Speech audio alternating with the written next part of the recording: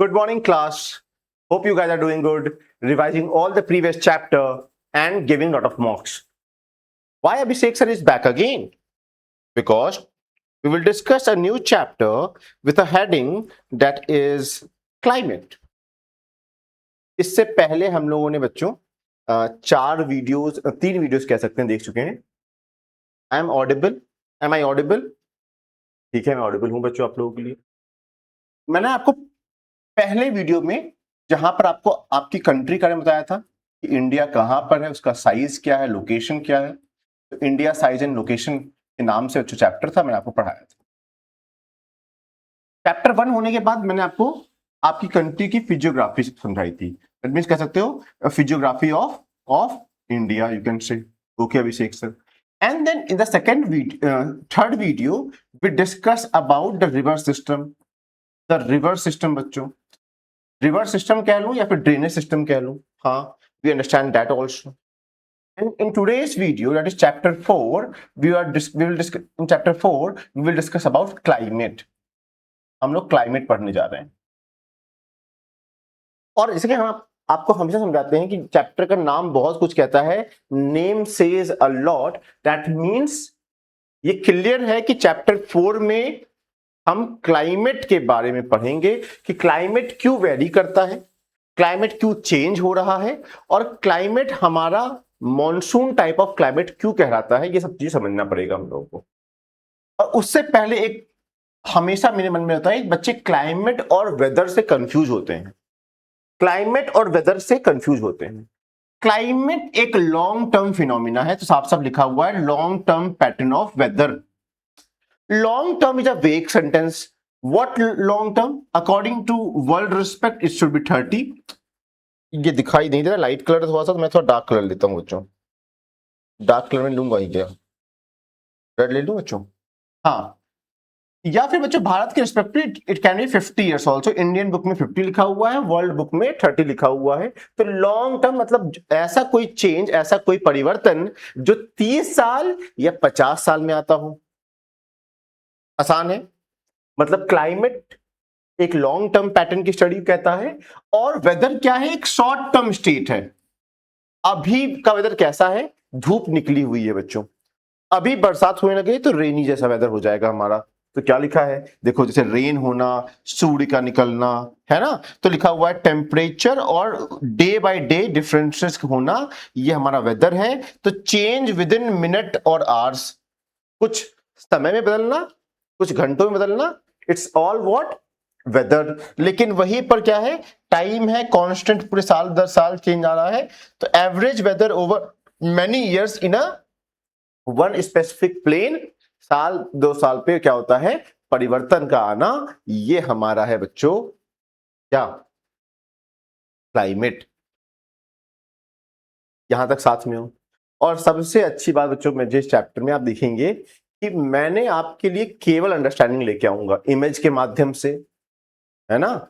और चैप्टर को समझने का ट्राई करेंगे. तो मैं चाहता हूं कि आपकी इमेजिनेशन स्ट्रांग रहे. यहां पर केवल इमेजिन करना, मैंने एक भी लेटर का इस्तेमाल नहीं कर रहा हूं, और मैं केवल इमेज के माध्यम से आपको समझाना चाहूंगा. तो यहां पर आप लॉन्ग टर्म शॉर्ट टर्म के से याद रखना. तो अगर समझ में आता है तो ये हो गया इंट्रोडक्शन का पार्ट हो गया. और अब बच्चों नेक्स्ट देखना बच्चों, ये बॉक्स में लिखा हुआ है आपके वैसे वर्ड्स में. अब नेक्स्ट अगर देखोगे तो हेडिंग है आपकी यूनिटी. क्या हेडिंग है, यूनिटी एंड, मैं व्हाइट ले लूं क्या, unity and diversity in the monsoon climate. ये आपकी हेडिंग दिखाई दे रही है आपको. 2 शब्द लिखे हुए हैं. यूनिटी है मतलब एक साथ है, डायवर्सिटी है मतलब विभिन्नताएं हैं. दोनों चीज साथ में कैसे हो रही है. तो पहली बात यूनिटी को समझना.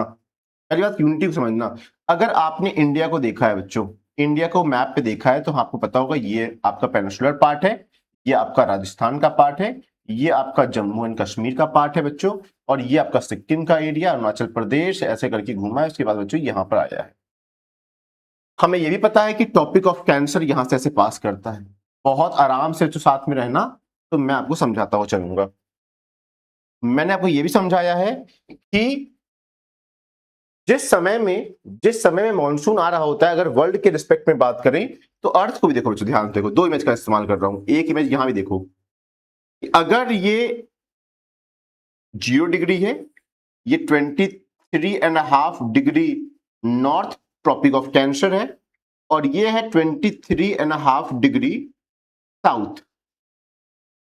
अभी समझाया मैंने, क्योंकि ये अगर समर्स का टाइम होता है, मान लो बच्चों ये अराउंड मार्च अप्रैल मई का टाइम है, तो हमें पता होता है कि जो सूर्य की रोशनी है, जो सनलाइट है बच्चों, मान लो ये रहा सूर्य आपका, दिख रहा है सूर्य, दिख तो रहा है, तो जो सन रेज होती हैं वो इस पार्ट पे होती हैं, इस पे, इस पार्ट पर होती हैं, तो ये हिस्सा बच्चों, और इंडिया यहीं पर है, इंडिया तो यहीं पर है,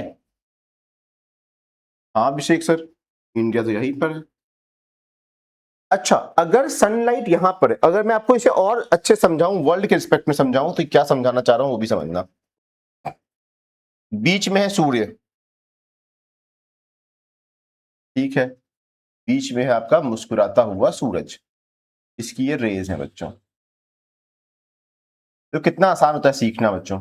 और मैंने कहा आपसे भी लेटर्स का इस्तेमाल नहीं करूंगा, केवल आपकी अंडरस्टैंडिंग डेवलप करवाऊंगा बच्चों आज, केवल अंडरस्टैंडिंग। आप खुद कहोगे तो हम लोग भी कर सकते थे, बेसिक से बहुत बड़ा काम नहीं किया आपने।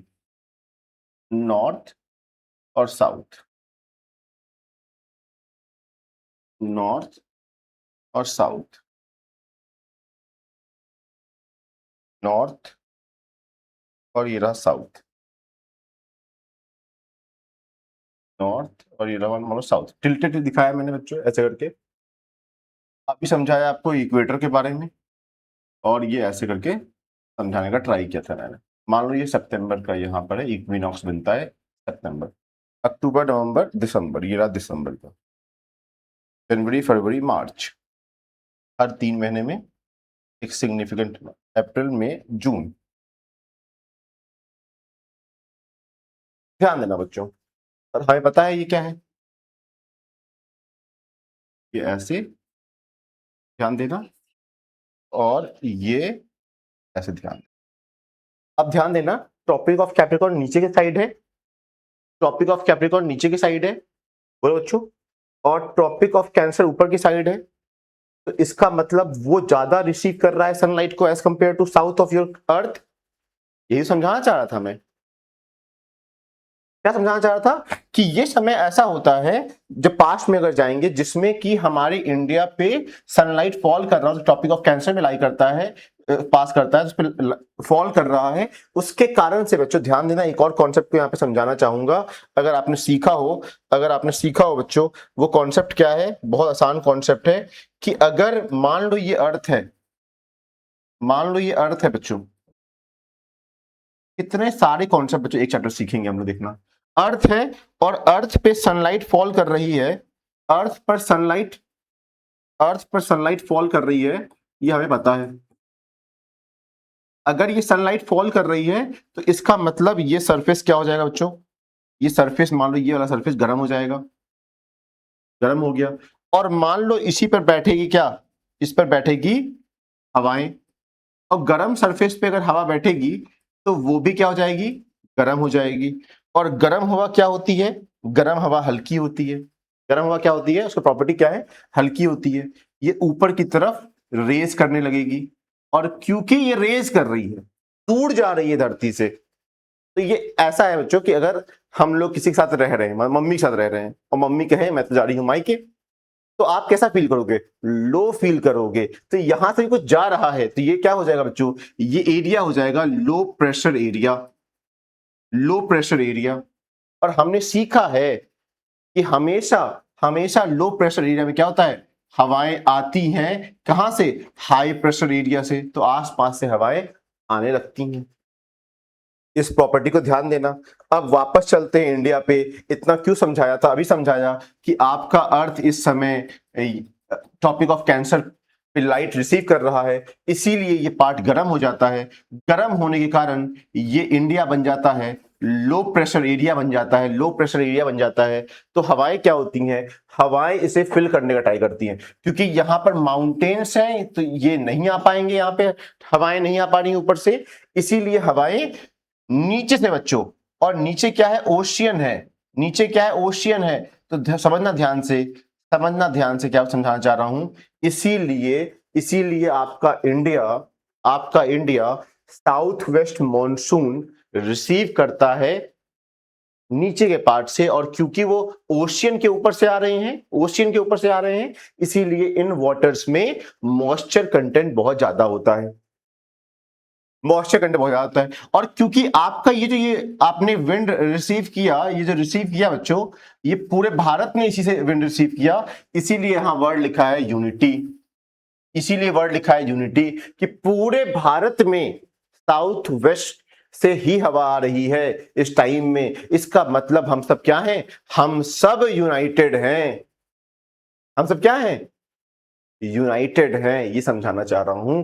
और टॉपिक भी तो यही था बच्चों, यूनिटी एंड डाइवर्सिटी। अच्छा, यूनिटी समझ में आ गया, वापस रिपीट करूं, यूनिटी क्यों है, क्योंकि आपका पूरा इंडिया साउथ वेस्ट मॉनसून से विंड्स रिसीव कर रहा है, इसीलिए मैंने कहा यूनाइटेड है। फिर मान लो कि आप किसी क्लासरूम में हो, मान लो आप 11th ह्यूमैनिटीज में हो, ध्यान देना जो भी लोग सुन रहे हो, तो आप क्योंकि 11th ह्यूमैनिटीज में हो तो आपकी क्लास वहीं पे होगी, सबके बेंचेस वहां लगे होंगे। इसका मतलब मैं ये कह सकता हूं कि आप सब लोग कैसे यूनाइटेड हो, एक कॉमन चीज है जो आपका क्लासरूम है, वो आप सभी को जोड़ती है। ये बात समझ में आती, नंबर 1। दूसरी बात, आप यूनाइटेड हो क्लास की वजह से, लेकिन साथ ही साथ आप अलग भी हो, हर बच्चा अलग है।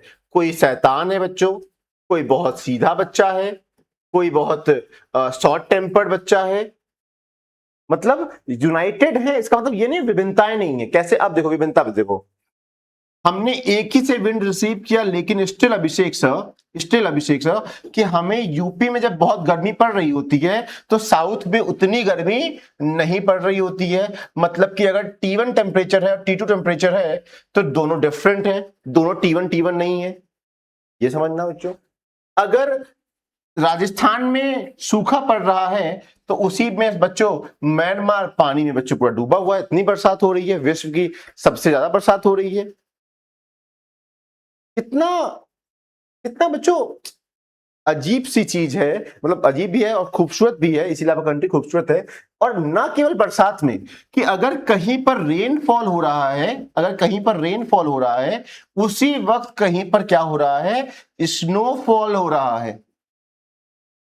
मतलब फॉर्म ऑफ प्रेसिपिटेशन में भी अंतर है। तो अब पढ़ना जरा सा, लिखा हुआ है unity in the monsoon climate. How unity, because entire country receiving winds from which direction, south west direction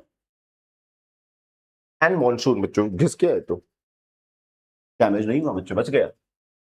and diversity because हर तरीके में, बरसात में, तापमान में, है ना, इन सभी चीजों में भिन्न है।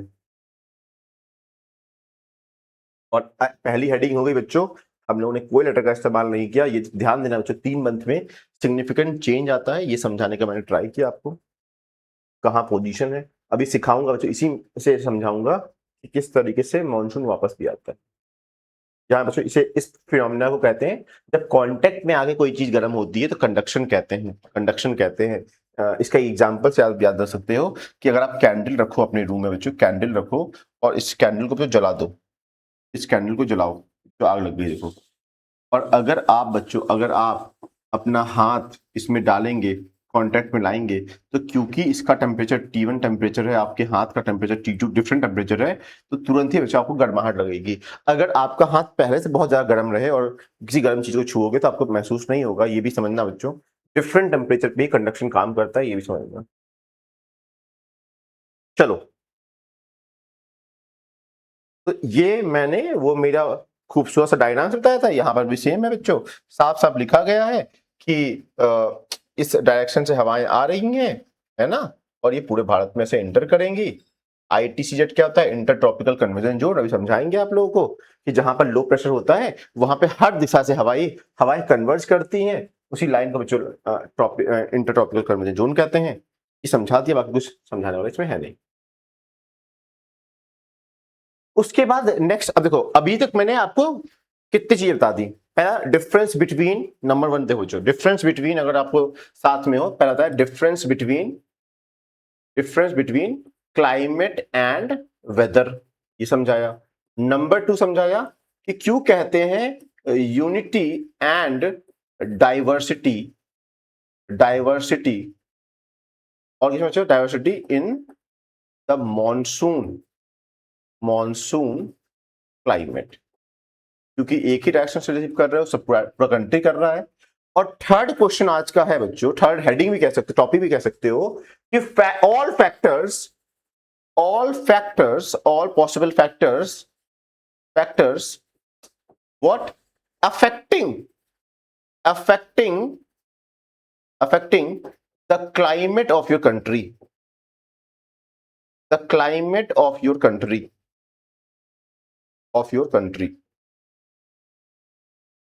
ठीक है। इसके लिखने का तरीका मैंने आपको समझाया था बच्चों।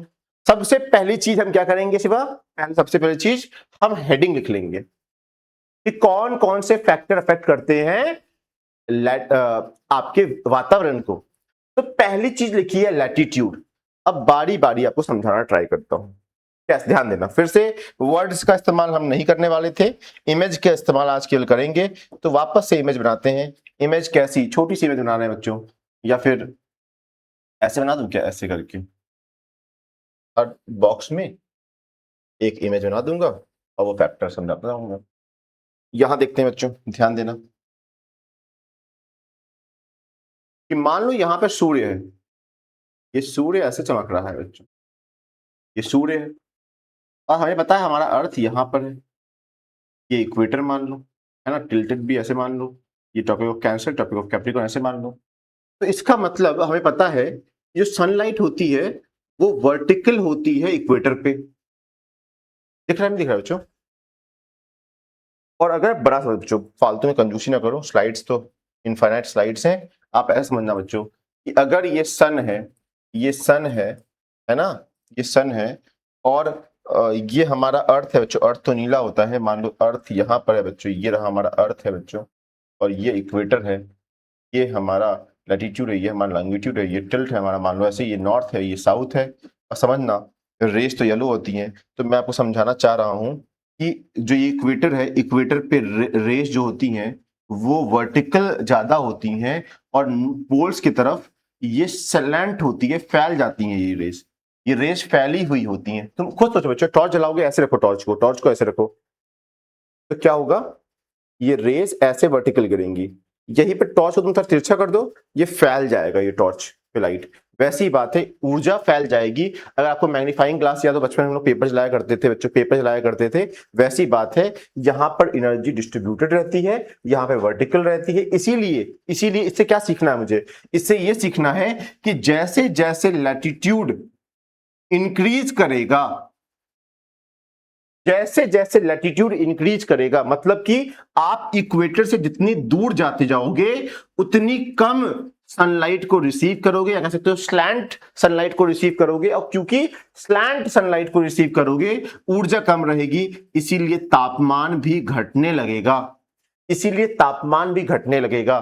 तो मैं ये कह सकता हूं, यहां पर मैं कंक्लूड कर सकता हूं कि अभिषेक सर आप साफ साफ लिख दीजिए कि latitude is inversely proportional to the temperature. ये आप कंक्लूड कर दीजिए अभिषेक सर। इनवर्सली प्रोपोर्शनल मतलब क्या होता है, जहां पर अगर एक चीज बढ़ रही होती है तो दूसरी चीज घट रही होती है। अब समझ में आ रहा है कि लैटिट्यूड पे कैसे निर्भर करता है क्लाइमेट आपका, क्योंकि आपका तापमान घटने लगता है। तो पहला कारण अगर आपको समझ में आया हो, लैटिट्यूड, मैंने छोटे डायग्राम से समझाने का ट्राई किया था। सेकंड क्या है, एल्टीट्यूड है। पहला लैटिट्यूड हो गया, एल्टीट्यूड मतलब क्या हो गया, हाइट हो गया अभिषेक सर। तो क्या हाइट की हम बात करें बच्चों, क्या हाइट की बात करें, तो मैं ये समझाना चाहूंगा आपको, ये समझाना चाहूंगा कि जैसे जैसे अगर आपकी हाइट बढ़ती है, जैसे जैसे आपकी हाइट इंक्रीज करेगी, हाइट इन द सेंस क्या बच्चों, मतलब ऊंचाई इंक्रीज करेगी, आप जमीन के से ऊपर जा रहे हैं, जमीन से ऊपर जा रहे हैं मतलब आपकी एल्टीट्यूड इंक्रीज कर रही है, तो तापमान क्या होगा, वो डिक्रीज करेगा अभिषेक सर। इसका मतलब जो व्यक्ति यहां खड़ा है, यहां खड़ा है, उसे बहुत गर्मी लगेगी, लेकिन जो व्यक्ति यहां खड़ा है उसे ठंडक लग रही होगी क्योंकि ऊंचाई पर खड़ा है। यही कारण है कि गर्मी छुट्टियों में बच्चों आप लोग को मन करता है हिल स्टेशन जाने का। इसके पीछे का साइंस क्या है ये समझना, ज्योग्राफी क्या है इसके पीछे का। अभिषेक सर हम सबको पता है कि तापमान जो इन्वायरमेंट है हमारा वो ऐसा है कि अर्थ के, मान लो ये अर्थ का सतह है, तो अर्थ की सतह के पास बहुत सारे गैस के मॉलिक्यूल्स बहुत आस पास हुआ करते हैं। लेकिन जैसे जैसे ऊंचाई बढ़ने लगती है अभिषेक सर, जैसे जैसे ऊंचाई बढ़ने लगती है, ये जो गैसेज हैं, ये जो गैसेज हैं ये ऊपर कम होने लगती हैं, और जितनी गैसेज होंगी उतना ज्यादा हीट को एब्जॉर्ब करेंगी और वहां पर रखेंगी। जो हीट को एब्जॉर्ब करने वाले, रोकने वाले लोग हैं, तो वो तो यहां पर एब्सेंट है, यहां पर बहुत कम है, यहां पर एब्सेंट है। तो इसका मतलब यहां पर तापमान को रोकेगा कौन, तापमान रोकने वाला कोई नहीं है। यहां तो गैस की जो डेंसिटी है वो ज्यादा है, और यहां जो गैस की डेंसिटी है वो बहुत कम है। इसी कारण से ऊंचाई पर तापमान होल्ड करने वाला कोई नहीं है और तापमान घटने लगता है। ये समझाने का ट्राई था, इसके पीछे गैस का कारण है। समझ में आ रहा है बच्चों, यहां से कोई दिक्कत। तो इसका मतलब वापस से अगर आ जाए तो अभिषेक सर फिर से वो इक्वेशन बनाइए और लिखिए altitude is inversely proportional to the temperature. ये बात तो सच है, जितना एल्टीट्यूड बढ़ेगा उतना तापमान घटेगा। इसीलिए आप इससे अगर आप हिस्ट्री से जोड़ेंगे तो पहले के जो मानव थे वो ट्रांस ह्यूमन कहलाते थे। क्यों कहलाते थे, क्योंकि वो गर्मियों में क्या करते थे, वो पहाड़ों पे चढ़ जाया करते थे और ठंडक में पहाड़ों से उतर आया करते थे। ट्रांस ह्यूमन कहलाते थे बच्चे। इतना आसान है। दो पॉइंटर हमने देख लिया फैक्टर्स अफेक्टिंग में। नंबर थर्ड क्या है अभिषेक सर, नंबर थर्ड क्या है, प्रेशर एंड विंड सिस्टम। इस बात को भी समझना बच्चों, वैसे समझा चुका हूं, तब भी समझना कि क्या है pressure and wind system. Abhishek sir अभी आपने समझाया कि अगर किसी जबी सतह पर सूर्य की रोशनी अगर गिर रही होगी तो कंडक्शन के कारण से, पहले तो जमीन गर्म होगा रेडिएशन कारण से। इतना देखो कितने सही प्रिंसिपल्स हैं। सूर्य दूर है, उसकी रेज गिर रही हैं, उसके कारण से गर्म हो रहा है आपका सरफेस, वो रेडिएशन है। लेकिन गर्म होने के बाद उस पर कुछ कोई टच कर रहा है फिर गर्म हो रहा है, तो वो कंडक्शन है। तो रेडिएशन से सरफेस गर्म हो गया और कंडक्शन से जो इस पे हवा बैठी थी वो गर्म हो गई, वो वर्टिकली रेज की, तो यहां पर लो प्रेशर एरिया आ गया। और इसीलिए बच्चों हाई प्रेशर एरिया से ये क्या हुआ, हवाएं इधर आने लगी। इसी को कहते हैं बच्चों पीजीएफ। क्या कहते हैं, PGF, pressure gradient force. Pressure gradient force क्या, जितना भी ज्यादा अंतर होगा इस जगह से उस जगह का, उतनी ही तेजी से हवा आएगी। कैसे समझाता हूं बच्चों, मान लो प्रेशर डिफरेंस बहुत ना के बराबर है। कैसे ना के बराबर है, मान लो यहां पर 1010 मिली बार का एयर प्रेशर है और यहां पर 1012 का प्रेशर, मात्र 2 का डिफरेंस है। हवा बहुत जेंटली, बच्चों मैंने उल्टा बना दिया वैसे तो, रुक जाना बच्चों, मैं इस 2 को 10 कर दूं और इसे 12 कर दूं। समझाता हूं क्यों मैंने ऐसा किया है, क्योंकि स्लोप मैंने ऊंचा इधर बनाया ना, तो हाई प्रेशर इधर होना चाहिए, ऊंचा इधर है, तो हवा बहुत धीरे से हाई प्रेशर एरिया से लो प्रेशर एरिया की तरफ बहुत आराम से आएगी, रफ्तार से नहीं आएगी।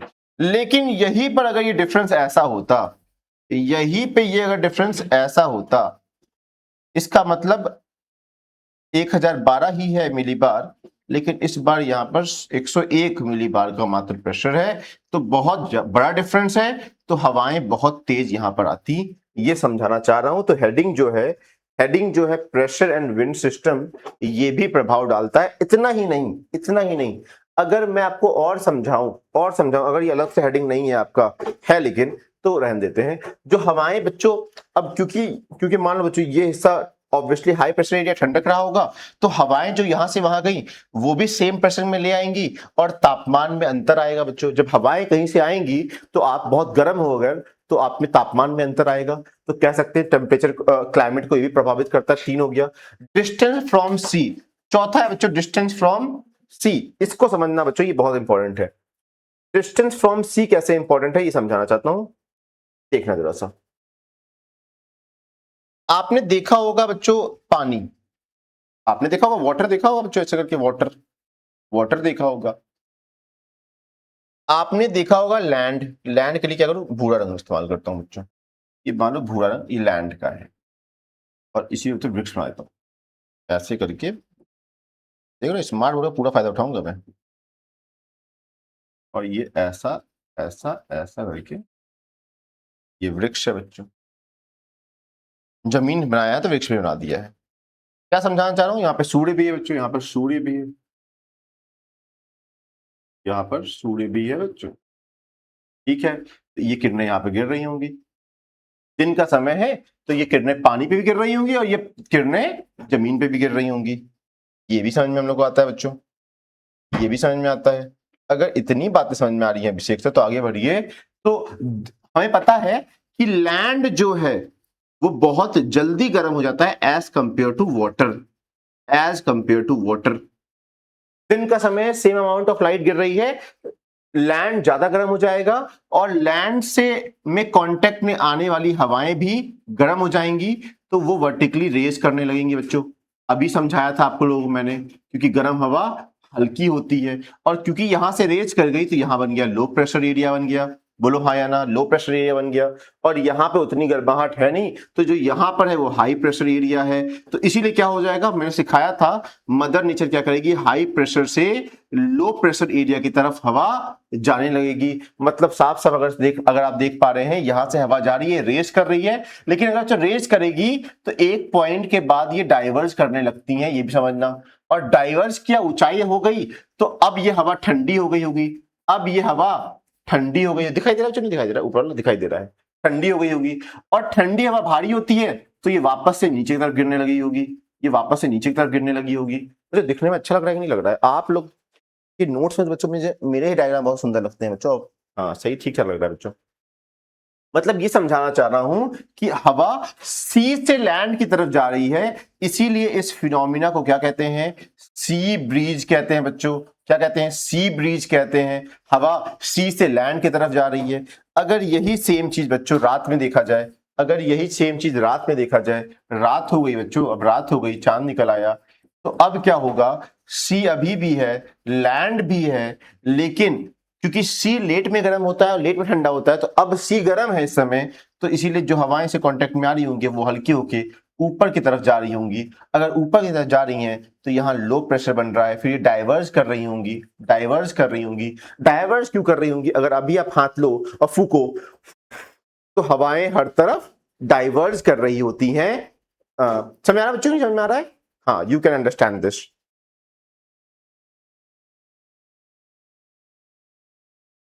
वापस बच्चों back to topic.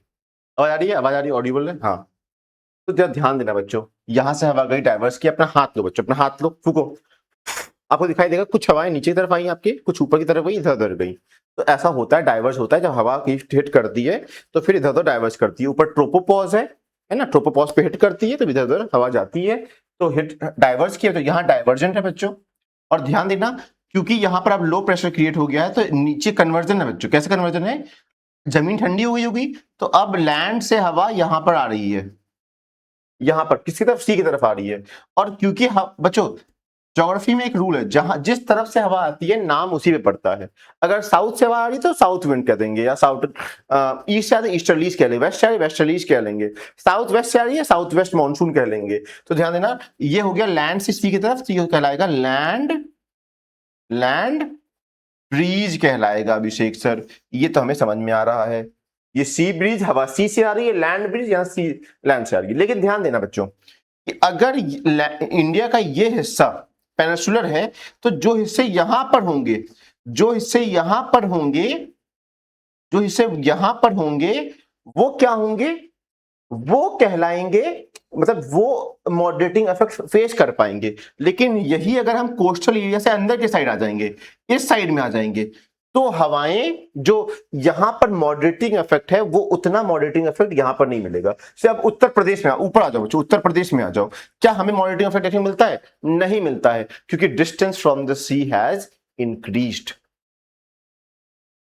Distance from, तो बच्चों ये डायग्राम थोड़ा आप सही से बना लो। मैं दोबारा से अगर ये डायग्राम बनाऊं आपके लिए, बहुत आसान तरीके से डायग्राम वगैरह बच्चों बहुत इंपॉर्टेंट होते हैं, तो रिवीजन हो जाएगा कि दिन के समय में लैंड जो वाटर बॉडी है वो उतनी गर्म नहीं होती है, क्योंकि उनके अंदर क्षमताएं होती हैं, ये समझना इस बात को। लेकिन जो लैंड होता है वो जल्दी गर्म, ये सी का एरिया हो गया, ये लैंड का एरिया हो गया। ये दिन में बहुत गर्म हो जाता है, प्रॉपर्टी है कंपोजिशन ऑफ द लैंड में आप पढ़ोगे कि लैंड और सी अगर दोनों है तो ये ज्यादा गर्म हो जाएगा, और गर्म होने के कारण से यहाँ पर ये जो हवाएं हैं ऊपर उठने लगेंगी, और ऊपर उठने के कारण यहाँ पर लो प्रेशर एरिया बन जाएगा, और ये हाई प्रेशर एरिया है। मैंने आपको ये भी समझाया था, ऊपर अगर डाइवर्स करती है तो फिर ये हवाएं ठंडी होकर भारी हो जाएंगी, तो ये वापस से नीचे की साइड सिंक भी करेंगी। यहां वर्टिकली रेस किया, यहां सिंक भी किया, और हाई प्रेशर से हवा लो प्रेशर की तरफ जाएगी। और क्योंकि ये सी से लैंड की तरफ जा रही है, इसलिए मैंने सी ब्रीज कहा था। इतनी सी बात समझाने का ट्राई किया था बच्चों। 3 पॉइंट समझा दिए, बारी बारी धीरे से आराम समझा रहा हूं। लैटिट्यूड क्या हुआ, एल्टीट्यूड क्या हुआ, pressure under wind, distance from the sea. अब करंट की बात करते हैं। अब करंट्स की भी बात करते हैं। क्या है ये करंट बच्चों, ध्यान देना कि वैसे कई कारणों से होता है, लेकिन आपको मैं समझाना चाहता हूं वापस से करंट्स के को टॉपिक लेके। देखो ध्यान से, बुक में नहीं दिया है लेकिन अब यहाँ पे करंट्स मैंने लिख दिया, तो मैं बताना जरूरी समझता हूँ। बच्चों हमने अभी सीखा है हमने कि वाटर ऐसा वाटर है, और यहाँ पर फिर लैंड है। हमने सीखा, अभी जस्ट सीखा है बच्चों, ज्यादा देर नहीं हुआ है, अभी सीखा है कि यहाँ पर लैंड है। आपको ये भी समझाऊं दूं बच्चों कि अगर आपको अरेंजमेंट पता हो कि अगर ये सन है, सन के अराउंड चक्कर लगाता है हमारा अर्थ, और हमारे अर्थ के अराउंड चक्कर लगाता है मून, हमें पता है बच्चों। तो हमें ये पता है कि सन हमें खींच रहा है, मून भी हमें खींच रहा है, और हम भी इन्हें खींच रहे हैं अपने बल से। समझना, जो भी गैलेक्सी में बॉडीज होती हैं वो एक दूसरे को अट्रैक्ट कर रही हैं, न्यूटन का यही प्रिंसिपल भी है। तो ध्यान देना, तो ये अर्थ को तो नहीं खींच पाते हैं लोग, लेकिन वाटर बॉडी को ऊपर की तरफ खींच लेते हैं, वर्टिकली रेस कर देते हैं बच्चों। इसी को मैंने कहा है साइंस की ज्योग्राफी की भाषा में, क्या कहा है, टाइड कहा है। टाइड कहा है, ऊपर खींचा और फिर वापस से धम से ग्रेविटी से खींचती है। देखो बच्चों, मान लो मैं ऐसा हूं, मुझे खींचा गया ऊपर की तरफ, मैं उठ गया बच्चों, वर्टिकली ऊपर लिफ्ट हो गया, लेकिन ग्रेविटी वापस से मुझे नीचे करेगी। तो बच्चों अब क्या होगा, ये देखो बच्चों, वेव्स क्रिएट होंगी, वेव्स क्रिएट होंगी। तो बच्चों इसी जो ये वेव्स क्रिएट होंगी, ये ऐसे जो वेव्स क्रिएट होंगी, वे वापस से ऐसे कोस्ट पे जाके आएंगी। तो कई बार क्या होता है, कैसे क्लाइमेट पे प्रभाव डालते हैं ये, क्लाइमेट पे ऐसे प्रभाव डालते हैं क्योंकि मान लो ये वार्म करंट्स हैं। अब वार्म करंट्स अगर यहां तक आएंगी, कोस्ट तक आएंगी, तो क्या करेंगी, ऑब्वियसली बात है कि वहां पर जो हवाएं लगेंगी उससे वो अपलिफ्ट करेंगी, तो क्लाउड्स का निर्माण करेंगी, और बरसात बहुत हो जाएगी बच्चों, बहुत बरसात हो जाएगी। समझ में आ रहा बच्चों? तो इस तरह की चीजें अफेक्ट करती हैं, और जो एरियाज होंगी, जो यहाँ के जो एरियाज होंगी वो वार्म हो जाएंगे। ऑब्वियसली वार्म करंट्स क्या कराएंगी, वार्म लेके आएंगी, और कोल्ड करंट्स कोल्ड लेके आएंगी। जो करंट्स है बच्चों, ये फिनोमिनाज क्लाइमेट में चेंज लेके आते हैं, ये समझाना चाह रहा था आपको। तो ये करंट्स का लिखा हुआ है। हवाएं भी कई बार इसे फोर्स करती हैं, समझाना चाह रहा था आपको मैं। ये हो गया मेरा 5वां नंबर। जो मुझे लग रहा है मेरी एनसीईआरटी में इसके जगह पे क्या था बच्चों, माउंटेन लिखा या हिमालयन लिखा था बच्चों, हिमालय लिखा हुआ था। तो उसको भी समझा देता हूँ कैसे हिमालय कैसे साथ दे रही है। ये आपकी कंट्री है इंडिया, ये आपकी कंट्री इंडिया दिखाई दे रहा है बच्चों, दिखाई दे तो यही रहा होगा। और हमें पता है कि यहाँ पर पैरेलल नॉर्थ में पहाड़ भी है। हिमालयन कैसे आपकी क्लाइमेट को प्रभाव डालता है, समझना कि जो ये हमारी यूजफुल विंड्स आती हैं, साउथ वेस्ट मानसून, आपको आपके भारत से जाने नहीं देता, यहाँ पर आके रोक लेता है। और ये देखो यहाँ पर बरसात भी बहुत ज्यादा होती है। एट द सेम टाइम जो ठंडी हवाएं ऊपर से इस तरफ एंटर करने का ट्राई करती हैं, ये माउंटेन्स हैं जो हिमालयंस हैं, ये बैरियर की तरह रोल प्ले करते हैं। इसका मतलब जो हमारा क्लाइमेट है कंट्री का, हमारे जो क्लाइमेट है हमारी कंट्री का, वो कहीं ना कहीं हिमालयन की भी देन है। अगर ये पहाड़ हटा दो तो ये पूरा ठंडक का एरिया बन जाएगा, पूरी बर्फ जैसी जम जाएगी। समझना इस बात को। तो ये समझ में आ रहा है, हिमालयन का रोल समझ में आ रहा है, एल्टीट्यूड का रोल समझ, वापस से समझो। लैटिट्यूड, जैसे जैसे लैटिट्यूड इंक्रीज होगा टेम्परेचर डिक्रीज करेगा, एल्टीट्यूड जैसे जैसे टेम्परेचर डिक्रीज करेगा टेम्परेचर डिक्रीज करेगा। ये समझाया था मैंने बच्चों। प्रेशर कि किस से किस दिशा में हवाएं मूव करेंगी, और हवाएं मूव करने के कारण से क्लाइमेट चेंज होता है, बरसात होती है, बहुत मल्टीपल फिनोमेना होते हैं। डिस्टेंस फ्रॉम द सी के पास रहोगे क्लाइमेट कैसा रहेगा, मॉडरेटिंग क्लाइमेट रहेगा। जितना दूर रहोगे उतना ज्यादा गर्माहट और उतना ज्यादा ठंडक, एक्सट्रीम क्लाइमेट फेस करोगे अगर क्लाइमेट सी से दूर जाओगे तो। ये समझा दिया मैंने। उसके अगर कहना भी चाहूं, अगर मैं इसे फिर से अगर मैं उस लाइन में कहना चाहूं तो ध्यान देना, मैंने पहला कहा कि एल्टीट्यूड लैटिट्यूड से डायरेक्टली प्रोपोर्शनल है टेम्परेचर, और टेम्परेचर तो क्लाइमेट का एक कंपोनेंट है ही। सेकंड, एल्टीट्यूड इंक्रीज किया तो मेरा टेम्परेचर डिक्रीज करेगा, ये भी समझाया, इनवर्सली समझाया। दो पॉइंट तो मेरे यहीं से हो गए थे। फिर अगर मैंने आपको ये समझाया था प्रेशर ग्रेडियंट फोर्स समझाया, थर्ड पॉइंट था पीजीएफ था, प्रेशर ग्रेडियंट फोर्स। तो आपको ये समझना है कि हाई प्रेशर से हवाएं लो प्रेशर की तरफ जाती हैं, ये कानून है, लॉ ऑफ द नेचर है। फोर्थ पॉइंट क्या समझाया? फोर्थ पॉइंट मैंने आपको समझाया डिस्टेंस फ्रॉम द सी। तो अगर मैं लिखूं डिस्टेंस, लेकिन वो वर्ड्स में लिख सकता हूं, distance from sea, distance from sea. तो ट्रिक में कैसे बैठा हूं मैं, ट्रिक तो नहीं हो पा रहा है कि हाँ, सी से जितनी दूर पास रहोगे आपको मॉडरेटिंग क्लाइमेट देखने को मिलेगा, ना बहुत एक्सट्रीम ठंडक ना एक्सट्रीम गर्मी। दूर रहोगे तो आपको एक्सट्रीम गर्मी भी देखने को मिलेगी, एक्सट्रीम वार्म देखने को मिलेगा, एक्सट्रीम कोल्ड भी देखने को मिलेगा, अगर डिस्टेंस सी से इंक्रीज करती है। तो ये समझाना चाह रहा हूं। 4 पॉइंट हो गए क्या मेरे? केवल इमेज का इस्तेमाल कर रहा हूं। करंट समझा दिया कि कैसे करंट्स रिलीफ। बच्चों डिफरेंट टोपोग्राफीज भी, मतलब डिफरेंट लैंड फॉर्म्स भी आपको प्रभावित करते हैं। कैसे? अगर आप ऊंचाई पर हैं, अभी समझाया था बच्चों, अगर आप ऊंचाई पर हैं तो कैसा रहेगा? आपको वार्मर क्लाइमेट, कोल्ड क्लाइमेट मिलेगा बच्चों। अगर आप ध्यान देना, अगर आप पहाड़ के, मान लो हवाएं यहां से आ रही हैं और आप रहते यहां पर हो, तो आपको बरसात बहुत कम मिलेगी, क्योंकि हवाएं यहां पे रेस करेंगी और यहां पर बरसात कर देंगी, और उसके बाद आपको बिना ज्यादा पानी वाला बादल मिलेगा, तो उतनी अच्छी बरसात नहीं हो पाएगी। इसका मतलब क्लाइमेट प्रभावित होता है डिफरेंट रिलीफ फीचर से भी। ये 6th पॉइंट हो गया। और 7th पॉइंट मैंने हिमालयन के बारे में बता दिया। 7 पॉइंट बता दिए, बुक में 6 लिखा हुआ है, यहां तो 7 में बच्चों लैग तो नहीं करने लगा बच्चों। टाइम कितना हो गया ये भी देखना है मुझे। टाइम अभी 38 मिनट हुआ बच्चों, अभी टाइम है। अभी मैंने 3 पॉइंट डिस्कस कर लिए। देखो बच्चों, यहाँ पर देखो, यहाँ पर लिखा भी है, मैंने आपको differentiate between climate and weather बता दिया।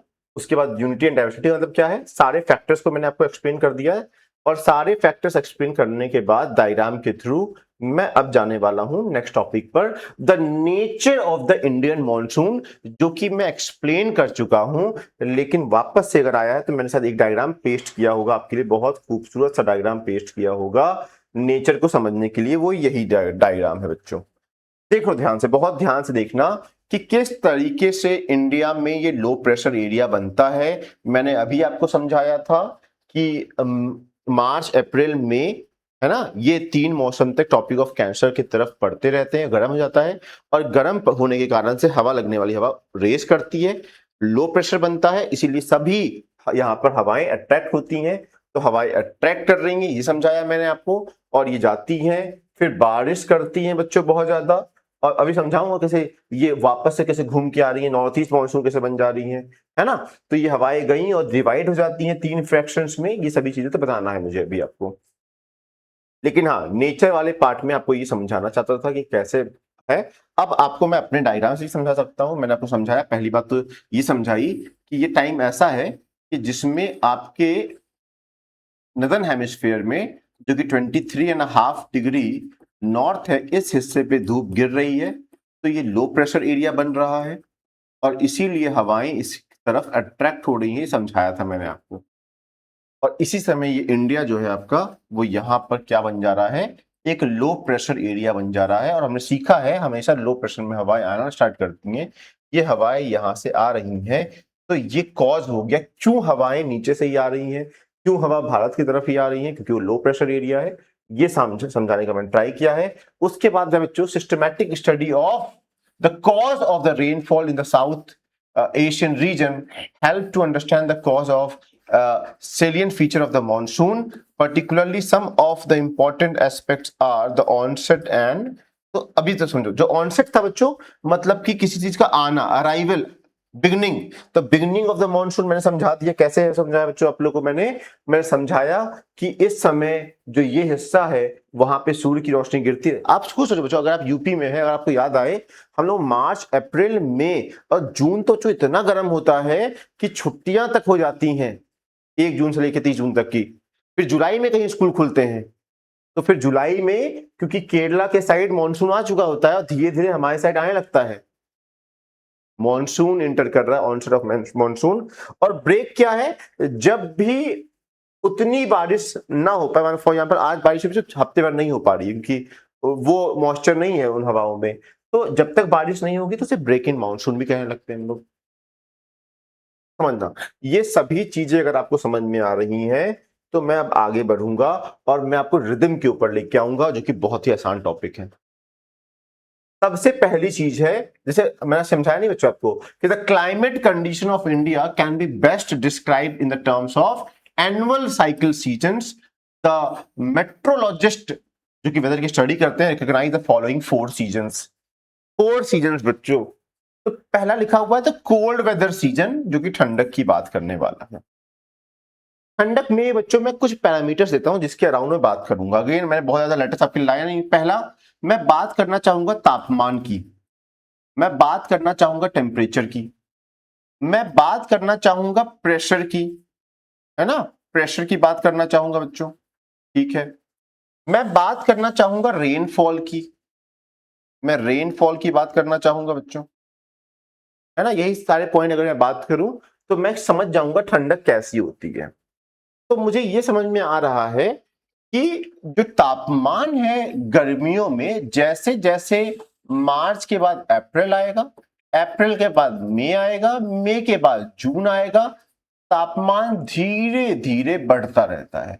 अगर यहां पर एवरेज 30 या 28 से 30 है बच्चों, तो यहां तक 37 तक पहुंच जाएगा, और करते करते बच्चों ये 45 प्लस तक के तापमान तक भी पहुंचने लगता है। मतलब गर्मी, अच्छा बच्चों मैंने गर्मी बता दिया आपको, तो नीचे ले आऊं क्या इसको, इसको नीचे ले आऊं, नीचे ले आता हूं बच्चों, गर्मी में ले आता हूं। मतलब गर्मी के बारे में जो हॉट वेदर सीजन के बारे में मैंने एक्सप्लेन करने लगा था, कोल्ड पढ़ा और हॉट एक्सप्लेन करने लगा। मतलब तापमान बहुत ज्यादा रहता है, और तापमान बहुत ज्यादा रहता है इसका मतलब आपका अर्थ लो प्रेशर एरिया में कन्वर्ट हो जाता है, जो कि साउथ वेस्ट मॉनसून को अट्रैक्ट करता है। इसीलिए, और क्योंकि हवाएं वाटर की तरफ से आ रही हैं, तो फिर सोर्स क्या हो गया, वाटर सोर्स हो गया, मॉइस्चर बहुत ज्यादा है, बरसात लेके आती है, समझाना चाह रहा हूं था आपको। और गर्मियां बहुत पड़ती हैं, उतना रेनफॉल देखने को मिलता नहीं है। और बच्चों प्रेशर क्या है, आपका अर्थ इंडिया इस समय लो प्रेशर एरिया है, समझाना चाहता। कोल्ड में जस्ट उल्टा बच्चों, कोल्ड में क्या होगा, तापमान घटने लगता है बच्चों, रिड्यूस होने लगता है, रिड्यूस होने लगता है। लेकिन तब भी ध्यान देना, ठंडक में होता क्या है, इस डायग्राम से समझो। आपका ये अर्थ है, आपका ये अर्थ है, और ये आपका क्या है बच्चों, ये tropic of cancer 23.5 degree north, tropic of cancer. ये क्या है, 23.5 डिग्री साउथ। गर्मियों में अगर रोशनी इस पे थी, ठंडक में बच्चों ये शिफ्ट करती है और इस साइड आ जाती है। अगर आपको डायग्राम मेरा पुराना वाला ध्यान हो, ये वाला डायग्राम, अगर मैं ठंडक का डायग्राम आपको दिखाऊं, डायग्राम बहुत सारे बना दिए बच्चों, ये वाले बच्चों आपको दिखाई दे रहा है। गर्मी रही, बरसात तो इसमें बीच में हुई, सितंबर, अक्टूबर, नवंबर और ये दिसंबर यहां पर है बच्चों। तो आपको दिखाई दे रहा होगा कि ऊपर की साइड अब सूर्य की रोशनी नहीं जा रही है, नीचे की साइड जा रही है 23.5 डिग्री, हाफ डिग्री साउथ की तरफ। मतलब कि अब का जो गर्मी है वो यहां पर है, तो लो प्रेशर यहां पर है। इसका मतलब ऊपर के साइड लो प्रेशर नहीं है, हाई प्रेशर है। तो अब हवाएं कहां से जाएंगी, देखो इंडिया का मैं बनाया हो, अब हवाएं ये जो लो प्रेशर है वो हाई प्रेशर में कन्वर्ट हो जाएगा। हवाएं धीरे धीरे यहां से नीचे के साइड जाएंगी, क्योंकि ये हाई प्रेशर है, नीचे क्या है, लो प्रेशर एरिया है। ठंडक में ये प्रेशर डिफरेंस आ जाता है, ये समझाने का ट्राई कर रहा था आपको। ध्यान दें, इसी को तो लिखा है साउथ वेस्ट मानसून, मैंने अभी एक्सप्लेन कर दिया। जब बहुत गर्मी होती है तो मैंने क्या आपको एक्सप्लेन किया बच्चों, यही तो एक्सप्लेन किया कि जब बहुत ज्यादा भारत की तरफ गर्मी है, आपने समझाया अभी, तो इस हिस्से में बहुत गर्मी है, तो ये लो प्रेशर एरिया है, तो हवाएं यहां से इंटर कर रही हैं। इसी को तो आप मानसून कह रहे हैं अभिषेक सर, इसी को तो आप मानसून कह रहे हैं। बोलो हाँ या ना, कहां चला गया? ये तो है साउथ वेस्ट मानसून। क्यों डायरेक्शन, क्यों साउथ वेस्ट मानसून? देखो यहां समझो, ये नॉर्थ हो गया, ये साउथ हो गया, और ये वेस्ट हो गया, ये ईस्ट हो गया। डायरेक्शन क्या है, ये डायरेक्शन है, तो ये साउथ वेस्ट तो कहलाएगा। तो क्या लिखा हुआ है, साउथ वेस्ट मानसून लिखा हुआ है। टेम्परेचर पे क्या प्रभाव, सब पे बात करते हैं। पहली बात तो टेम्परेचर पे बात करते हैं। जैसे ही बारिश आएगी तापमान 6 से 8 डिग्री सेल्सियस घट जाएगा। टेम्परेचर की बात कर ली मैंने। प्रेशर क्या रहेगा, इस समय इंडिया लो प्रेशर एरिया रहता है, ये भी समझना पड़ेगा हम लोगों को। अब मुझे आपको समझाना पड़ेगा कि इसका क्लासिफिकेशन होगा, कैसे क्लासिफिकेशन होगा। डायग्राम में देखो कि जो ये साउथ वेस्ट मानसून आ रहा है, वो दो ब्रांच, एक ब्रांच तो मेरी यहां इधर आ गई, जो कि आपकी ये अरेबियन सी है। एक ब्रांच बे ऑफ बंगाल की तरफ भी आएगी, यो भी लिख देता हूं बच्चों। तो एक ब्रांच इधर भी आई है अभिषेक सर, हमें ये भी समझना पड़ेगा। जो अरेबियन सी की ब्रांच है, जो अरेबियन सी की ब्रांच है छोटे बच्चों, जो अरेबियन सी की ब्रांच है वो 3 हिस्सों में डिवाइड हो जाएगी। 3 हिस्सों में डिवाइड हो जाएगी। कौन 3 हिस्सा? एक हिस्सा हो गया वेस्टर्न घाट की तरफ, एक हिस्सा हो गया वेस्टर्न घाट की तरफ, और यही वेस्टर्न घाट वाला हिस्सा बच्चों, फर्दर अगर मैं बनाऊं, इसे जूम करूं बच्चों, तो समझना वेस्टर्न घाट है यहाँ पर, वेस्टर्न घाट है यहाँ पर, ऐसे करके रेंजेस है यहाँ पर, तो मतलब ये पहाड़ है यहाँ पर। और हमें पता है जब पहाड़ से हवा टकराएगी, किस कलर की हवा है, पीले कलर की हवा है। तो जब ये पहाड़ से टकराएगी तो बच्चों धीरे धीरे इस पहाड़ के शेप के कारण से ऊपर रेस करेगी, ऊपर रेस करेगी। तो ध्यान देना, जो गर्म हवा होती है, जो गर्म हवा होती है बच्चों, यहां से अगर समझाऊं आपको ऊपर ले आके ऐसे करके, ध्यान देना यहाँ पर, जो गर्म हवा होती है उसका साइज अगर ये है, तो ठंडी हवा का साइज ये है। अगर गर्म हवा में, मान लो बच्चों गर्म हवा में जो हमारा मॉइस्चर कंटेंट है वो ऐसा है बच्चों, लो बड़ी हवा है, ये फैला हुआ है मॉइस्चर कंटेंट। लेकिन जब यही हवा को तुम ठंडा करोगे तो क्या होगी, ये हवा सिकुड़ेगी, ये हवा सिकुड़ेगी, सिकुड़ के इतनी हो जाएगी। तो जो वाटर कंटेंट अभी इतना फैला हुआ था वो तो इसके लिए पूरा भर जाएगा बच्चों, बहुत ज्यादा हो गया छोटी हवा के लिए। तो अब जब ये हवा एल्टीट्यूड पे किसी भी डस्ट पार्टिकल से टकराएगी तो क्या हो जाएगा, वो तुरंत वाटर में कन्वर्ट हो जाएगी, और चिपकते चिपकते बच्चों क्लाउड का फॉर्मेशन हो जाएगा। समझना इस बात को, गर्म हवा एक्सपेंडेड हवा होती है, या एक्सपेंड करती है कह सकते हो, और जो ठंडी हवा होती है ये हो गई वार्म एयर, एक्सपेंडेड वाली, और ये कोल्ड वाली हो गई जो कि कॉन्ट्रैक्ट करती है ना, जो कि कॉन्ट्रैक्ट करती है ठंडा होने पे।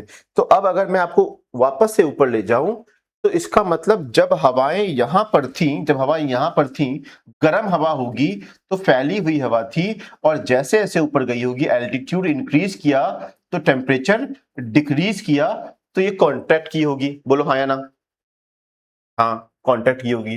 तो इसीलिए यहां पर क्लाउड फॉर्मेशन, जिसे आप क्या कहते हो बच्चों, क्या कहते हो, क्लाउड फॉर्मेशन क्या कहते हो बच्चों, है ना? क्लाउड का फॉर्मेशन होना क्या कहते हो उसे, कमेंट सेक्शन में आप बताओगे बच्चों कि क्या कहते हैं। कि अभिषेक सर यहाँ पर जो ये वाटर मॉलिक्यूल्स है वो लिक्विड में कन्वर्ट हो गए, और उसके बाद बच्चों क्लाउड का फॉर्मेशन हुआ, आपने क्या किया, यहाँ पे बारिश कर ली। तो इसीलिए जो हवा विंड रिसीव कर रही है विंडवर्ड साइड कहते हैं। कौन सा साइड कहते हैं? विंडवर्ड साइड कहते हैं अभिषेक सर, जहां पर बारिश ज्यादा हो रही है। जहां पर नहीं, लीवर्ड साइड, लीवर्ड साइड कहते हैं ये। और क्योंकि बारिश यहां पे कम हो रही है तो इसे रेन शैडो एरिया या रीजन भी कहते हैं। ये एक ब्रांच हो गई। इसी की दूसरी ब्रांच भी है, एक ब्रांच ऐसी है जो कहां से जा रही है, जो मुंबई की तरफ से जाएगी, उनकी नर्मदा और तापी की वैलीज से होते हुए जाएगी ये हवा, और ये दूसरी ब्रांच। पहली ब्रांच कौन सी हो गई, जो वेस्टर्न घाट की तरफ आई, और देखो ध्यान देना, साउथ वेस्ट मानसून आया, दो में डिवाइड हुआ, एक बे ऑफ बंगाल के ऊपर जा रहा है, एक अरेबियन सी के ऊपर जा रहा है। जो अरेबियन सी के ऊपर जा रहा है वो भी तीन में जा रहा है, एक दूसरा नर्मदा, तापी और मुंबई की जैसे पास हो रहा जा रहा है, और धीरे धीरे जब आगे जो ये हवा बे ऑफ बंगाल वाली जो हवा गई है घूम के यहां मिल जाया करेंगी बच्चों। वैसे ही क्या है, वैसे ही तीसरा ब्रांच बच्चों सौराष्ट्र रीजन है ना, गुजरात का जो रीजन, कच्छ का रीजन है, उससे भी हवा इंटर करेगी भारत की तरफ। देखो बच्चों, वेस्टर्न घाट के रीजन से, मुंबई और नर्मदा की वैली से, और सौराष्ट्र और गुजरात कह सकते हो उस क्षेत्र से, और कच्छ के एरिया से भी जाएगी, और ये भी बे ऑफ बंगाल वाली ब्रांच से आगे जाके मिल जाती है। कितना आसान है बच्चों। और ध्यान देना, यही चीज मैं आपको समझा रहा था, यहां पर जो टॉपिक है आपका, जो साउथ वेस्ट मॉनसून है, ये समझाने का ट्राई कर रहा था कि इसमें इसको मैंने डिवाइड किया, साउथ वेस्ट मॉनसून को मैंने डिवाइड किया ऐसी हवाओं से जो एक अरेबियन सी की तरफ गई और कहां गई, बे ऑफ बंगाल की तरफ गई। इसको मैंने तीन में डिवाइड किया, एक वेस्टर्न घाट के ऊपर से चढ़ी, एक मुंबई और नर्मदा ताप्ती वैली से गई, ये सौराष्ट्र और कच्छ के रीजन जो गुजरात में उस रीजन से गई, ये डिवाइड मैंने कर लिया। इसको समझाने के बाद मैंने आपको समझाऊंगा बे ऑफ बंगाल में, जो कि रिट्रीटिंग मॉनसून भी कहला रहा है, ठंडक में कहला रहा है। ये क्या है अभिषेक सर, इसको समझाने के लिए मैं आपके लिए एक और डायग्राम इस्तेमाल करना चाहूंगा, जो कि मैं इसी के साथ बनाना चाहूंगा। यहां पर इसको इधर ले आऊं, मैं वहां बनाना चाहूंगा। चलो बहुत ध्यान देना, बहुत ध्यान देना, बहुत आसान है। अभी मैंने समझाया वही सेम इंडिया इस समय क्या हो जाएगा, क्योंकि अब ठंडक का मौसम है, उसके बाद की बात कर रहे हैं, इसका मतलब इंडिया इस समय हाई प्रेशर एरिया है, क्योंकि जो सूरज का तापमान है वो नीचे के साइड है, कहां पे, टॉपिक ऑफ कैप्रिकॉन की तरफ है। अगर ग्लोब पे बात करें तो इस समय ये जो रोशनियां है, जो सनलाइट है, वो 23.5 डिग्री साउथ की तरफ है, और इंडिया यहाँ कहीं है, तो इंडिया की तरफ नहीं, इंडिया में ठंडक पड़ रही थी। तो ध्यान देना, तो क्या हो जाएगा, यहाँ पर अगर लो प्रेशर एरिया है तो ये हाई प्रेशर एरिया से हवाएं इस तरफ आने का ट्राई करती हैं, तो क्या होगा, हवाएं इस तरीके से यहां से वापस जा रही हैं, और क्योंकि डायरेक्शन क्या हो गया, ये नॉर्थ ईस्ट हो गया, जिसे नॉर्थ ईस्ट मानसून कहते हैं या फिर रिट्रीटिंग मानसून कहते हैं। और ओवरऑल देखा जाए तो जो भी प्रेशर, मान लो यहां पर इस समय 1012 मिली बार का प्रेशर है, तो यहां पर भी 10 मतलब कि 2 मिली बार का प्रेशर डिफरेंस है। तो ये हवाएं बहुत तेज नहीं आती हैं, आपको बताया था मैंने, प्रेशर ग्रेडियंट फोर्स जितना कम होगा हवाएं उतना जेंटली धीरे धीरे आएंगी, तो ये हवाएं बहुत जेंटली इस तरफ मूव कर रही हैं। ये समझाने का मैंने ट्राई किया आपको, और क्या मैंने पढ़ा दिया आपको, ये सारे टॉपिक्स मैंने आपको पढ़ा दिए। अच्छा बना हुआ था बच्चों, देखो यहाँ पर ये मैंने समझाया आप लोगों को किस तरीके से डिफरेंस आता रहता है। देखो बच्चों, यहाँ मैंने कहा था ना सितंबर यहाँ पर है ऐसे करके, फॉल इक्विनॉक्स भी कहा है, यहाँ पर धीरे धीरे 3-3 मंथ पे ये रिवोल्यूशन को दर्शा रहा है। रिवोल्यूशन क्लाइमेट चेंज लेके आती है, समझाना चाह रहा हूँ। अभी समझा रहा था वो टॉपिक बच्चों कि हवाएं जब यहाँ पे होती हैं तो ऊपर की तरफ चढ़ती हैं, क्लाउड का फॉर्मेशन कहती हैं कंडेंसेशन। बच्चों यहाँ पे लिख गया, मैंने कमेंट करने के लिए कहा था। और यहाँ पर बारिश नहीं है, रेन शैडो एरिया या रीजन कह रहे हैं। और क्योंकि अब देखो जो ये हवाएं गर्म थी, उठ गई, उठने के बाद गर्म हवा क्या होती है, लाइट होती है, हल्की होती है बच्चों, हल्की होती है।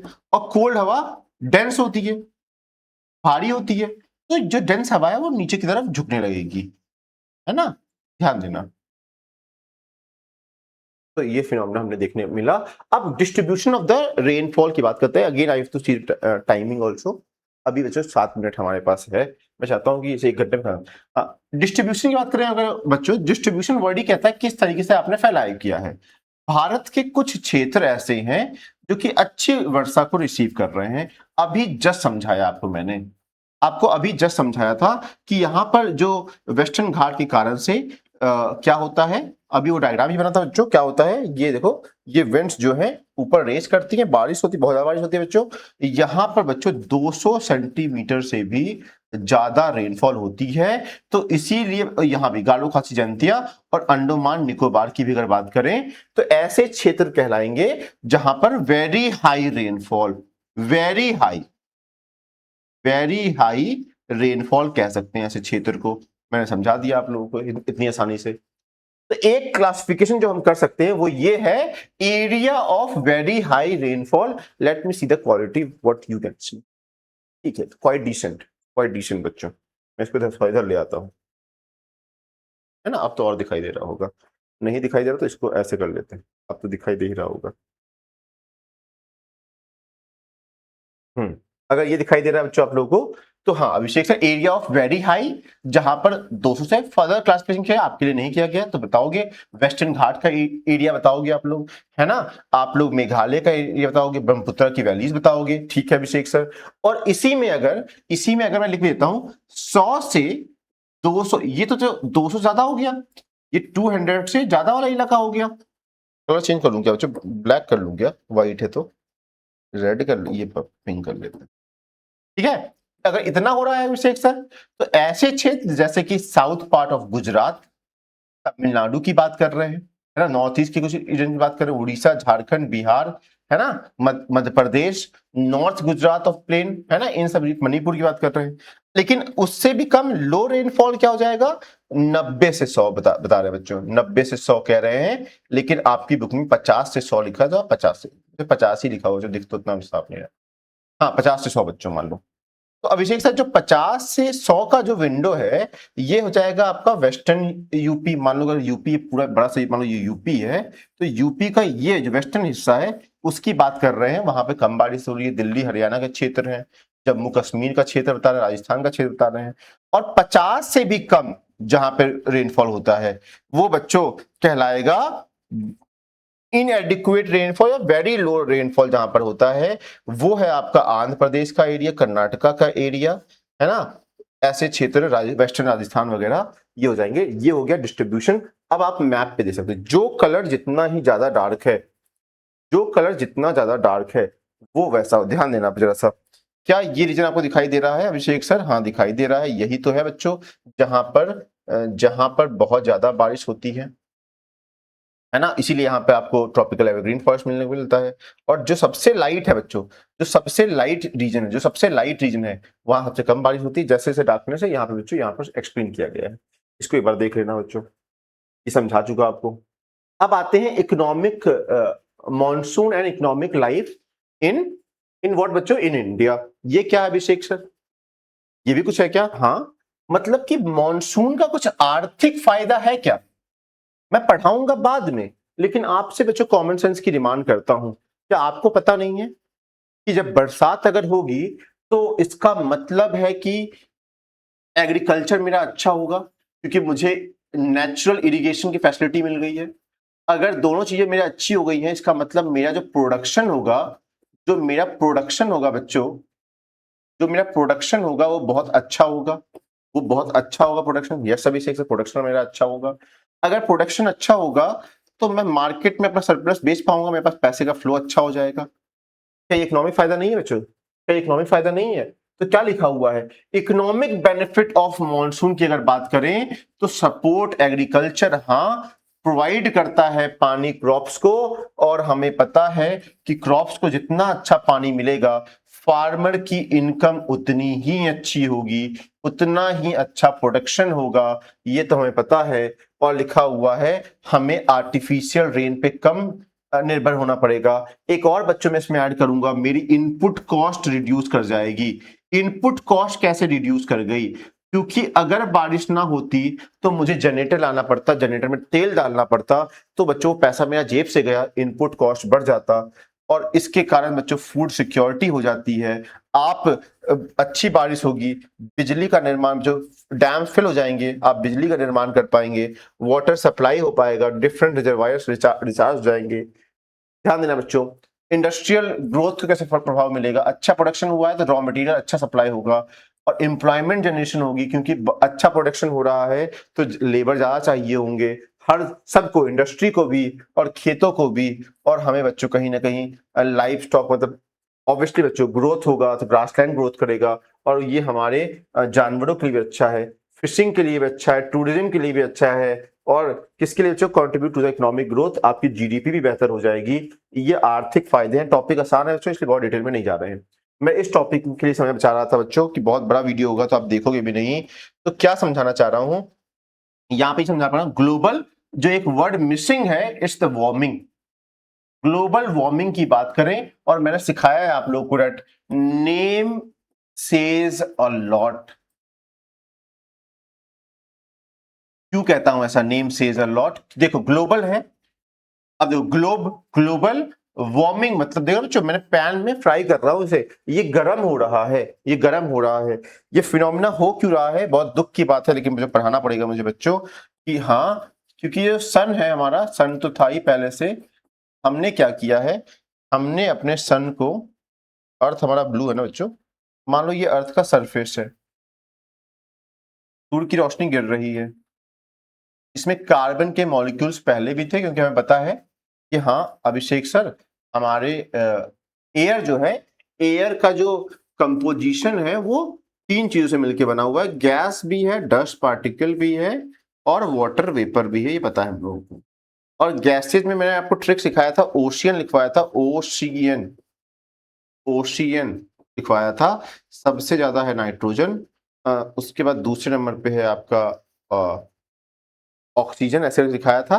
फिर इसमें कार्बन डाइऑक्साइड भी है, तो कार्बन डाइऑक्साइड का जो प्रॉपर्टी है वो ऐसा प्रॉपर्टी है कि वो सनलाइट की जो रेज है, जो सनलाइट की जो रेज है उसके लिए ट्रांसपेरेंट है, आर पार जाने देता है। मतलब कि सन से आने वाली रेज को कहते हैं शॉर्ट वेव्स कहते हैं, शॉर्ट वेव्स कहते हैं। जब यही हवाएं वापस जाती हैं टकरा के, अर्थ से टकरा के वापस जाती है, जिसे आप कहते हैं टेरेस्ट्रियल रेडिएशन, या कह सकते हो बच्चों लॉन्ग वेव्स कह सकते हो, लॉन्ग वेव्स कह सकते हो। उसके लिए क्या है, ओपेक है, इसके पार ही नहीं जा पाता बच्चों। तो नॉर्मली क्या होता है, दिन के समय में शॉर्ट वेव्स रिसीव करता है आपका अर्थ, ठीक है, कार्बन उन्हें आने देता है। लेकिन जब जाने नहीं देता है बच्चों, जब जाने नहीं देता है तो क्या होता है, यहां पर इसे कहते हैं हीट हो गया ट्रैप, हीट हो गया ट्रैप। और क्योंकि हीट ट्रैप करने लगेगा तो जो भी तापमान था इसका, उसका तापमान बढ़ता जाएगा। ऐसे अगर देखा जाए तो अगर बैलेंस रूप में अगर हो तो ये फायदेमंद है, हमारी कंट्री के लिए फायदेमंद है, रात में हमारी अर्थ का टेम्परेचर बना रहता है। लेकिन जब बहुत ज्यादा कार्बन मॉलिक्यूल्स हो गए तो क्या होने लगा, ये बहुत ज्यादा मॉलिक्यूल्स होने लगे तो बिल्कुल भी स्पेस में हीट नहीं जा रहा है, और ये फंसता जा रहा है। कहते हैं बच्चों 2100 तक, अभी हम लोग 2026 में है, इस समय आते आते हमारी भारत का, हमारी कंट्री का, वर्ल्ड का तापमान 2 डिग्री सेल्सियस बढ़ जाएगा। इससे इंपैक्ट क्या क्रिएट होगा, जो क्रॉप्स हैं, क्रॉप्स को एक पर्टिकुलर टेम्परेचर चाहिए होता है, वो क्रॉप्स मरने लगेंगे, एनिमल्स मरने लगेंगे, स्पीसीज मरने लगेंगे। फिर और ध्यान देना कि अगर तापमान बढ़ेगा तो स्नो बहुत तेजी से मेल्ट करेगा, तो मेल्टिंग बढ़ जाएगी, और मेल्टिंग बढ़ने के कारण से कहते हैं कि 48 सेंटीमीटर जो आपका सीज का जो लेवल है, जो लेवल है वो इंक्रीज कर जाएगा। ये भी समझना है, 48 से 50 सेंटीमीटर रेंज।